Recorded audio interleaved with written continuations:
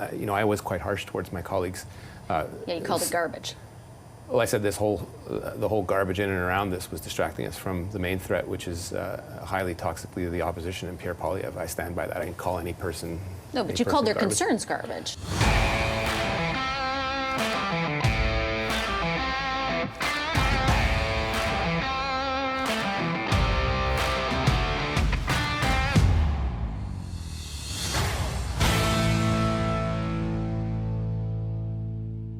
The Liberals finally announced that they are cutting immigration targets for permanent residents by 20%, and Mark Miller decided to talk with Vassy Kapelos about it. However, he only succeeded in embarrassing himself, his buddy Justin Trudeau, and the Liberal Party. Let's take a look. Hi, Minister Miller. Good to see you. Vassy, nice to see you. Thank you very much for coming into studio. I appreciate it. I wanted to start off by asking you a question in reference to another one I asked you 9 months ago, almost to the day, at that cabinet retreat in Montreal, I believe it was. I asked you about reducing permanent immigration levels. You said at that time, I would say quite clearly, we are not looking at a reduction at the permanent levels of immigration. You are now cutting exactly that by 20%. What changed so drastically in the last 9 months? Yeah, I'd say a number of things have changed. The economy certainly isn't in the place that it was 9 months ago. Color me shocked.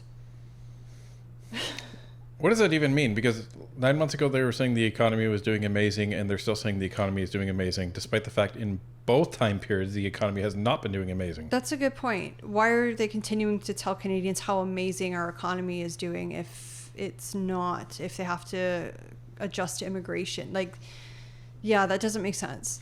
And I still find it interesting because, so if you take that the target for immigration has been around 450,000 people for permanent residents, and they're cutting that by 20%. So, okay, so you're cutting that by 90,000 people. That still leaves 340,000 people coming into this country, which is more than 100,000 more than you have homes for. Yeah. That's the problem here. So, okay. Well, let's just say nothing of the international students or temporary foreign workers or refugees, et cetera, et cetera. This is just permanent residents. When I took over this portfolio a year and a half ago and froze the levels as they were, I really undertook, one, not to be dogmatic about the analysis that I had on the permanent residency levels, on the importance to give a proper snapshot this time of year of the entire population growth and what immigration looks like in the country, so including temporary residency.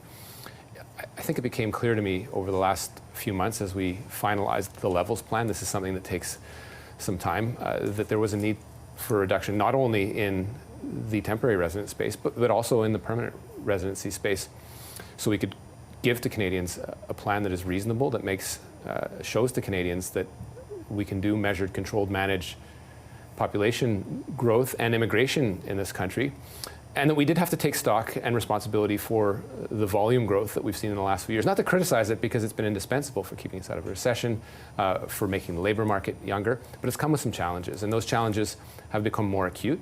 And listening to Canadians over the course of the last year, listening to economists, listening to all the organizations that approach me, that we go out and talk to, provinces and territories, it's clear that this was something that made sense in the context and will make sense for the next 3 years as we manage that.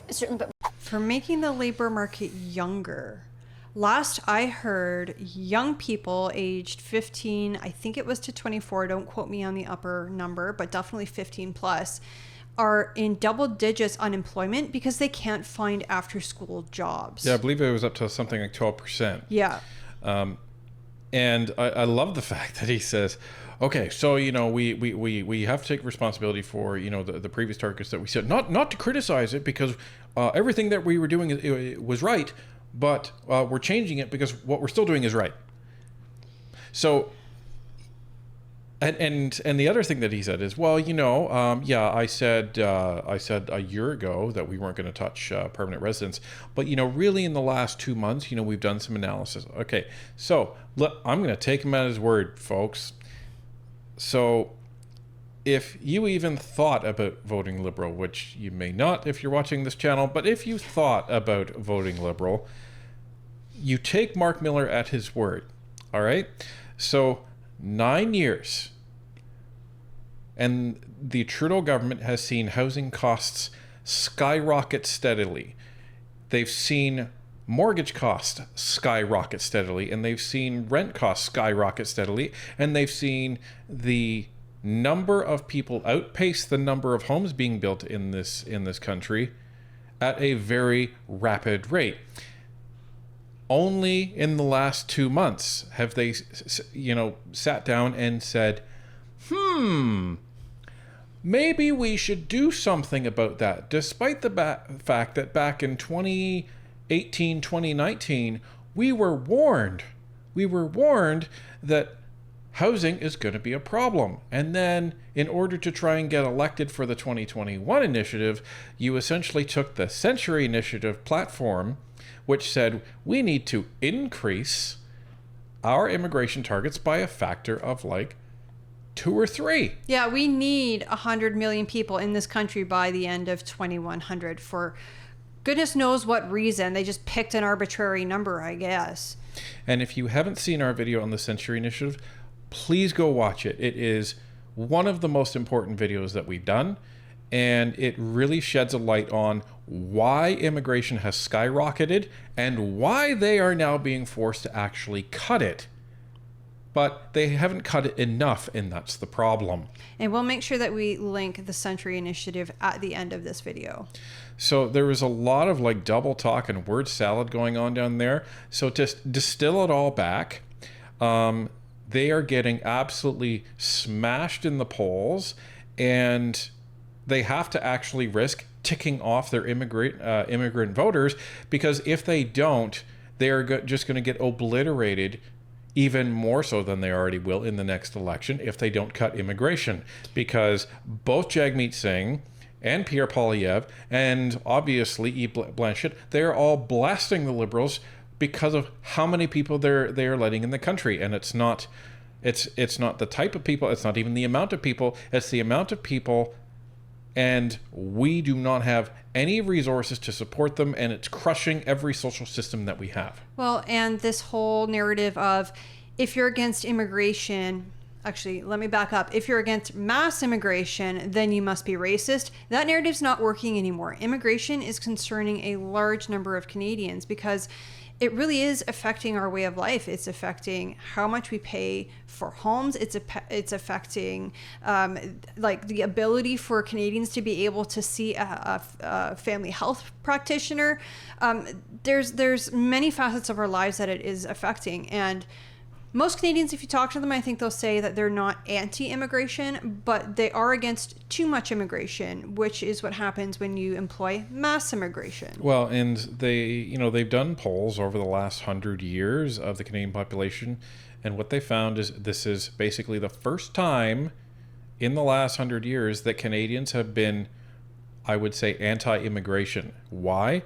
Because we don't have the space in the system for them, and that's the problem. And then I pity these people that have been sold this lie and this promise in these other countries, because they're being told, hey, come on over to Canada, it's going to be the land of opportunity, and they get here and they say, what the heck is this? It's why 1 in 3 are leaving within the first 2 years. And it's why even Canadians that have been here for generations are choosing to leave as well. Respectfully, those challenges that you identify were acute prior to 3 months ago. Your colleague, the Minister of Housing, for example, Sean Fraser, who preceded you in this position, over a year ago at another cabinet retreat in PEI, used the word crisis in an interview with me to describe the housing situation. That challenge, as it existed, was already acute a year and a half ago, but yet it took you all this time to come to the conclusion that the very clear lever you had at your disposal was one you were prepared to use. Why? Well, I think we have to look at, when it comes to the housing crisis itself, what the volumes of immigration have done to contribute to affordability generally.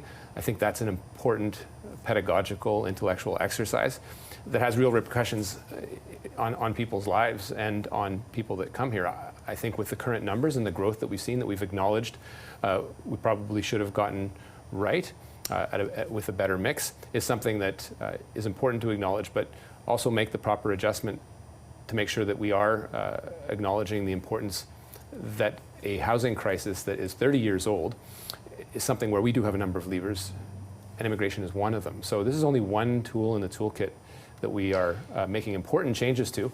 And we do, if you look at the international student program, the postgraduate work permit programs that come with international students, those measures are actually working. Reduction of 43% of incoming students. That has had sectoral impacts in places like Toronto, Surrey, Vancouver.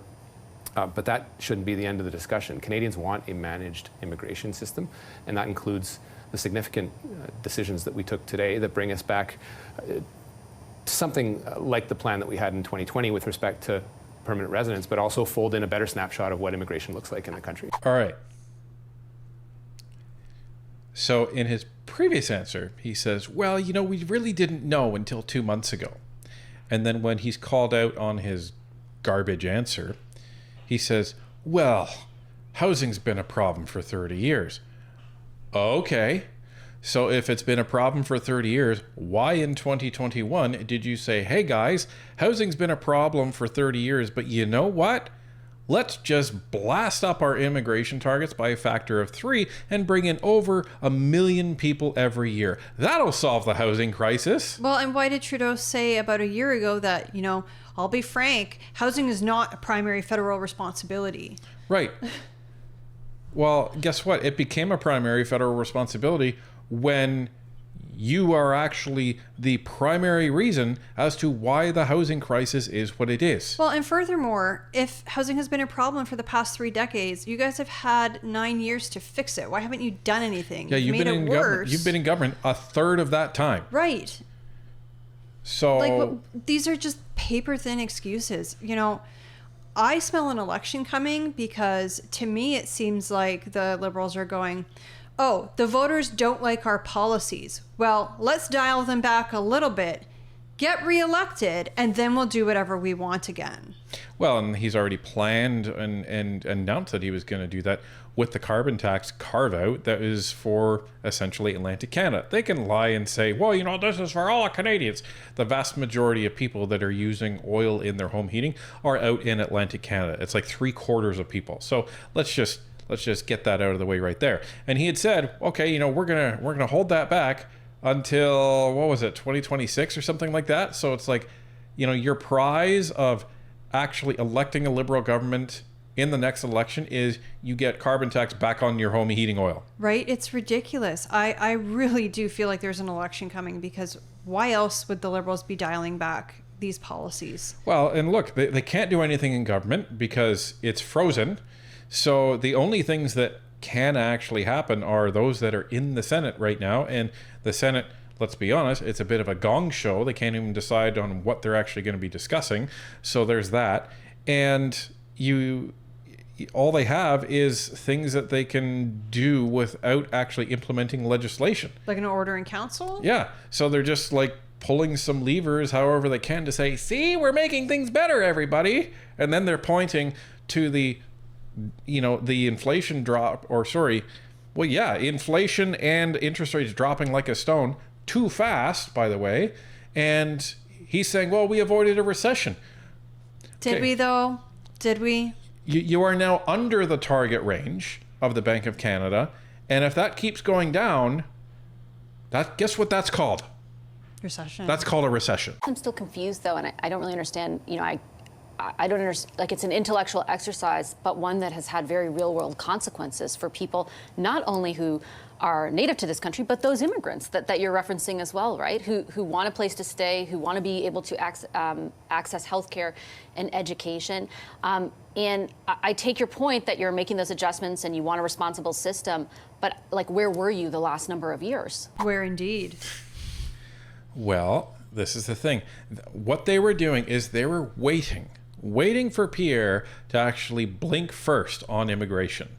They were waiting for Pierre to start calling out the fact that they need to dial back the amount of immigrants that they're actually bringing in so they can call him racist and a bigot. But Pierre didn't blink because he knew that was going to happen, so he just waited and waited and waited and waited. And then the Liberals waited too long and they finally got caught with their pants down and they had to actually start talking about it. And then right after they did, Pierre said, yep, that's exactly the problem. And now they can't call Pierre a bigot because they're the ones actually talking about it first. Well, and now Pierre can point at them and go, that's exactly the problem. The Liberals caused it. And he even said so in a recent press conference. And he said, look, they have broken the system so bad, and now they're trying to fix it, but they're still not, fixing it properly. And this is the issue. Well, because the Liberal Party seems to treat symptoms and not the cause. Again, let's look at the school lunch program. Parents are not able to afford to send their children to school with a healthy lunch. So instead of going, maybe we should stop charging families so much in taxes so that they could afford to send children to school with lunches prepared at home. No, they go, we need to spend even more tax money so that we can feed the kids. Right. And then we will decide what they're going to eat for you, so you don't have to worry about that. Well, I think we're in this unique situation of coming out of COVID where we had huge labor shortage. We had, in my home province, huge labor shortages going into COVID. The real challenge here is not to overcorrect and to do this not as a knee-jerk reaction, but as an... But that's 20%. This is not tinkering at the edges. I think it's significant, and as I mentioned at the last cabinet retreat to you and the last time you interviewed me, that any adjustment that we would make, contemplating a reduction, would not just be cosmetic and had to make sure that it was actually responding to what Canadians were saying to us, what economists are saying to us. And I believe it does. I think what we put forward today is not only reasonable, but is the federal government asserting its further control over the immigration system that it has some responsibility for, and that's what we're doing today. So that work shortage was created by the Liberal government, and that was from handing out CERB, because we spoke to many of the small business owners in our area, one in particular who had told us he couldn't get help anymore between the time where you were kind of allowed to go back to work if you worked in like a restaurant or like as a hairdresser or whatever, and they were still passing out CERB. He said his employees didn't come back because they were getting paid what they would have gotten paid to work, but to sit at home instead. Well, and transportation organizations had the same problem with school buses. Yeah. And how do you blame people? Like, okay, so I could go to work, or I could, in most cases, get paid more money to stay home. So, like, why would we do that? And this is where we call it the great experiment of universal basic income, and it utterly failed. What you've seen is that when you hand out free money, quote unquote, nobody's going to want to work. So there you go. Now, the other thing that he said is, well, after listening to Canadians and, after listening to experts, listen, you have an entire department dedicated to immigration, meaning that they are constantly watching immigration. So either you were willfully not paying attention, like every one of your other cabinet ministers, allegedly, that doesn't read their emails and doesn't look at encrypted messages and doesn't actually listen to their staff, or you did know and you did nothing. So it's one of those two. Either way, it means you're failing in your job and you don't deserve to get paid what you're paid, and you need to be voted out, plain and simple. This is just an exercise in incompetence of people that are not qualified to do the jobs that they're given. I guess the reason I keep asking about why the absence of exercising those levers in the last number of years, though the economic issues were still as acute as they are today, is because now you're asking Canadians, and you will be in the next election, to trust you to do the right thing in managing this system going forward. If you weren't able to do that over the past few years, why should they believe that you can do it going forward? Well, and the real question is, why should Canadians believe anything that any of you say? That's the real question. And the answer is Canadians have decided they cannot. Well, but the Liberals are grasping at straws now. They're trying to make it seem like they're listening to Canadians so that they can win again in an upcoming election, whenever that may be. But I have no doubt in my mind that if they were to win in another election, that they would just go back to doing the exact same thing that they've been doing. Well, 100%. And what does it say, right? What does it say when the Liberals can't even listen to each other, to their own MPs, telling them, this is what my constituents are saying, and this is what you need to do? If they're not even listening to each other, Why would we think that they're going to listen to Canadians? Well, you've got at least 24 MPs saying Justin Trudeau needs to step down. My constituents won't vote for me because you're the leader of the party. You're harming the rest of the party. You're going to you're going to be responsible for us losing these 24 seats. And Justin Trudeau's like, well, I'm committed to the cause and I'm going to stay on as leader, etc., etc. And there you go, right? So like Canadians don't believe Liberals anymore. Like there's no debate. It doesn't matter if Justin Trudeau's even leader or not. We don't trust you anymore. Look at all these scandals. And it's just day after day after day after day. There's a new one every week. The Liberals collect scandals the way our child collects Pokemon cards. I mean, there are a number of counterfactuals we could look at, Vashi, whether continuing this would have been the right course. I don't think it could have. We put in front of Cabinet a number of options that were reasonable. People took different positions. Canadians have different positions on it. But what I feel the consensus was a number in and around 395,000 permanent residency, with the full snapshot of temporary residents going down from 7 to 5%. That is something that we are managing. I have heard no other party propose any plan as sophisticated. And absolutely, as a government that's been in power for 9 years, we absolutely do own the challenges that we have faced, including COVID, including the need to increase the number of people coming into this country, make sure the GDP grew, without shirking that responsibility of making sure that we are investing in housing, investing in the healthcare system, and the challenges that have come with that flow. But I wouldn't put everything on the backs of immigrants. The recent rate drop, people aren't crediting immigrants for that, but people have been feeling the pressure of those interest rate growth for the last 3 years, and some people are blaming immigrants. So I think. Well, I want to be clear. I'm not blaming immigrants, and that's not what I wanted. No, I don't want that to be part of this discussion. I think it's important that we distinguish that this is certainly not on the backs of immigrants. And here you go, right? This is what the Liberals do. Oh well, if you're unhappy about anything that we've done with immigration, then that means you're blaming immigrants and you're a bigot. Like, this is going to be the talking point, right?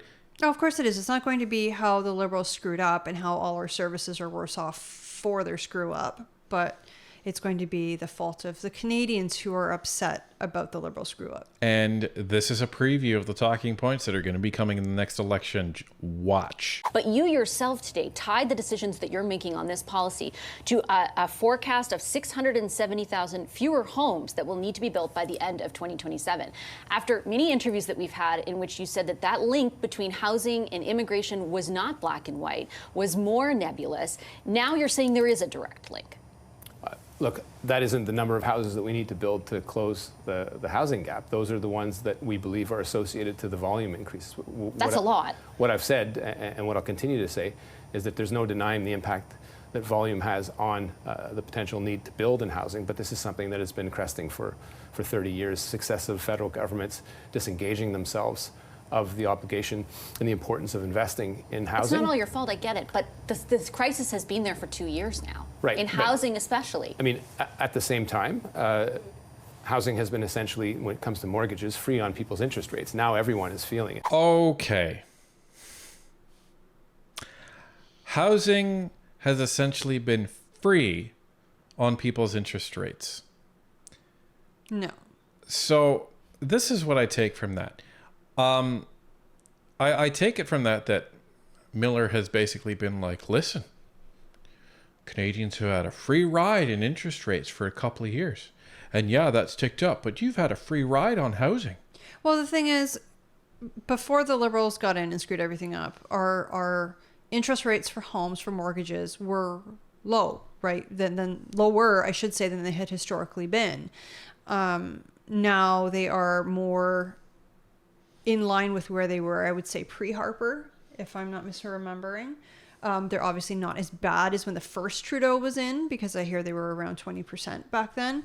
But 6%, I guess, was kind of like the normal. And then it went down to... Well, it went all the way down to like... 2 point something. Even less. It was down in 2020, after the pandemic hit, it was like 1%. It was like barely a percentage point.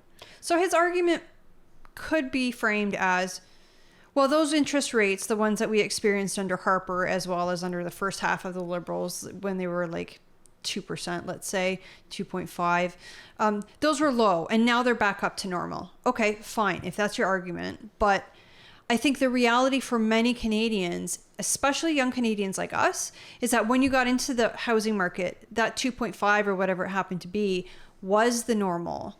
And now that they're back up around 5 or 6%, that's sticker shock to people who have only ever experienced it when it was low.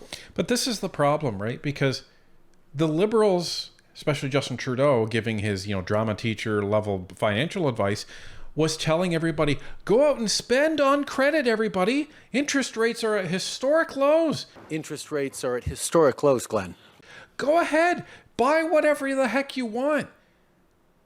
And too many people actually listened to him.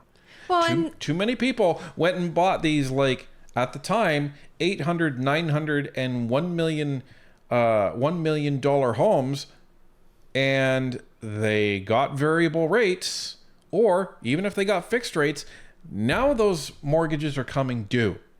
Well, and I was going to say that's the other problem is that, yes, the interest rates were low, but the cost of housing was high. Oppression cannot be entirely put on the shoulders of immigrants. Clearly, the volume is contributing. It's something that we felt we need to adjust, not simply for the housing stock that we estimate will be significantly alleviated in the next few years, which I think is responsible, but also on social cohesion, on the impacts in certain areas where we have large college or university towns, and the impact that has had on the consensus that we are still building. We owe it to Canadians to continue to build that consensus, which is still there. We see what happens in countries where that consensus has disappeared, and it's sad, and I think we can't succumb to those base instincts. We have to continue to prove to Canadians that immigration is important. There's a country built on immigration other than Indigenous peoples, but it has to be responsible, and people rightly look to the federal government. I think this is a responsible plan, quite proud of it. And do you anticipate, because every year you come out essentially with a new plan. So one other thing that he said that I need to address is he said, well, no other party has come up with a plan as sophisticated as this. It doesn't need to be sophisticated. It actually needs to be quite simple. And It just has to work. Pierre has actually outlined it pretty simply. Immigration equals housing capacity. Not only housing capacity, though, he's also mentioned our healthcare capacity. Right. Because that's a huge problem. Again, we speak to Canadians who have moved to a more rural location and they can't get on a wait list for a doctor. Or if they do, they're waiting many, many years just for a primary health provider. And when you don't have a primary health provider, you can't get in to see a specialist if you need one. Right. There was a period where we were seriously considering moving, and the problem is we had to look at the fact that we may not get another doctor in the near future, and that's a problem. That's a huge problem, especially when we have our son to consider. So, a lot of people are actually wanting to make some decisions to make their lives more affordable, and they can't because of all of these other factors in the system. So when you look at what the capacity of the system can sustain, that is what your immigration target should be. Pure and simple. Done. And then what that allows you to do is then go back to the system and look at it and then make it more efficient and get rid of the bureaucracy, get rid of the overspending, and actually increase capacity by doing that. Just before I let you go, Minister, I wanted to ask you about sort of the political story at the background of all of this. I know you're a supporter of the Prime Minister sticking around. Today, standing next to you, he said pretty emphatically that he will be the leader of the party heading into the next election. Did the concerns expressed by your colleagues yesterday to the Prime Minister, the ask of him to step aside, not warrant more than 18 hours of reflection? Well, look, I think he is quite certain that he wants to lead the Liberal Party and Canadians into the next election. He's also quite resolute in reflecting on what was said during that caucus meeting, which was very honest. And I was quite harsh towards my colleagues. Yeah, you called it garbage. Well, I said the whole garbage in and around this was distracting us from the main threat, which is highly toxically to the opposition and Pierre Poilievre. I stand by that. I can call any person. No, but you called their concerns garbage. She's not letting him get away with it. Well, because it's true. I know it's true. It's absolutely true. And I like that she didn't let it go. Because, come on. Miller, you were an ass and you ticked off all of these people. Not just that, but the folks in cabinet are supposed to be kind of almost like the big brothers and sisters of the backbenchers, right? Like if somebody's having issues, you're supposed to be able to go to your cabinet minister and get help, not just have your concerns dismissed and called garbage. Like, Well, what is that? And again, I go back to, if this is the way the Liberals and Trudeau are treating each other, how do you think their attitude is towards the average Canadian? Oh, we already know. Like, this is what they're talking about when they're talking about the Laurentian elites. And, you know, if they treat the backbenchers like plebeians, like commoners, what do they look at the rest of us as? Like, give me a break. I said that the fact that it had gotten out in the media, that it had gotten leaked, that it was being done in a whisper campaign was utter garbage. I stand by that, absolutely. Do you know how that? Do you realize how dismissive that felt to your colleagues, though? Oh, I've spoken to those colleagues. I'm actually really close to some of those guys, and we have some good conversations about where we think I disagree with them on the leadership of the Prime Minister. I think the vast majority of the caucus does. But they need to know that when you take a run at the Prime Minister, you're also taking a run at the vast majority of caucus, and you can't be that sensitive to think that you're immune from criticism. Throwing shade again. And the hypocrisy, right? The hypocrisy as in, well, when you're going to take a run at caucus. And think back to what he said initially when Vashi was talking about this. Well, Justin Trudeau he's decided that he wants to lead the party into the next election. He wants to lead the Liberals.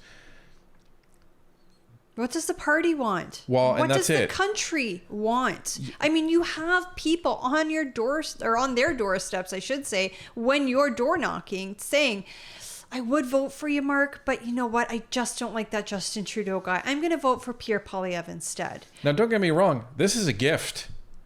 This is a gift to the Conservatives, and frankly, it's a gift to the Bloc as well.